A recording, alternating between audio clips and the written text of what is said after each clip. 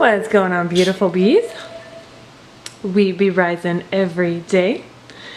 Today we're making one of my favorite treats. This is double chocolate almond cookies. And this is from my Healthy Recipes for Life ebook. It is on sale and it's got 70 plus recipes. So what you will need is 1 cup of almond flour.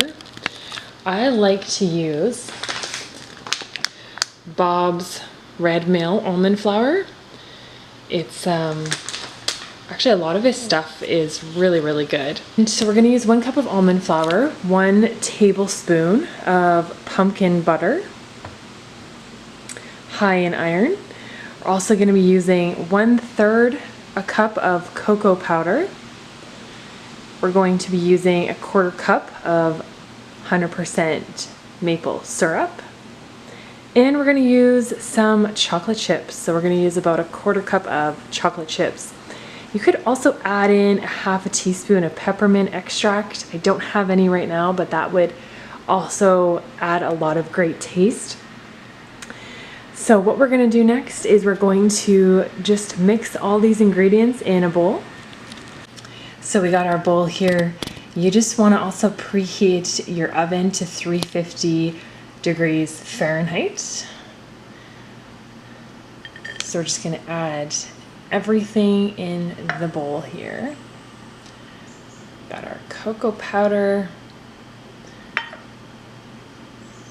We got our maple syrup. And we're going to add in the 1 heaping tablespoon of pumpkin butter. And then what we're going to do next at this next step is we're just going to use our hands and mix all of this together.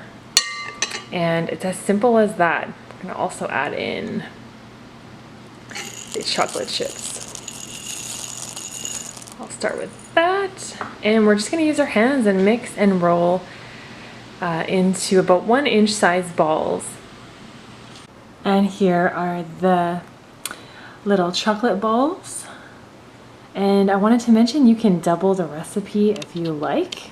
If your mixture is too dry, you can always add in a little bit more butter or water. And now we're just going to flatten it with a spoon. So we have our spoon here, so we're just going to flatten it out.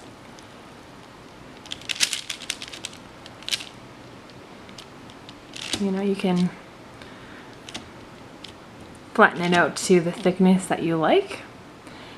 So just like that, and then we are going to bake for about 10 minutes. That's it. So you'll just want to let these cool before you store them in an airtight container, and they are a nice treat. I don't have them all the time, but now and then I like to treat myself, and these are my go-to. So I hope you guys enjoy this recipe, and as always, stay sweet and you'll be rising.